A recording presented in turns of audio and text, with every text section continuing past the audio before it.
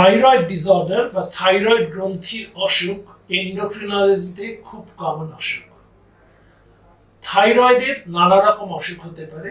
Thyroid বেশি কাজ করতে পারে যাকে বলে হাইপারথাইরয়েডিজম বা থাইরোটক্সিকোসিস। থাইরয়েড গ্রন্থি কম কাজ করতে পারে যাকে বলা হয় হাইপোথাইরয়েডিজম। থাইরয়েড স্ফীত হতে পারে যাকে বলা হয় গয়টার। থাইরয়েডের নডিউল হতে পারে, ইভেন থাইরয়েডের ক্যান্সার হতে পারে। কিন্তু আশার বিষয় এই যে most of the thyroid disorders are very easily treatable with proper guidance and proper therapy.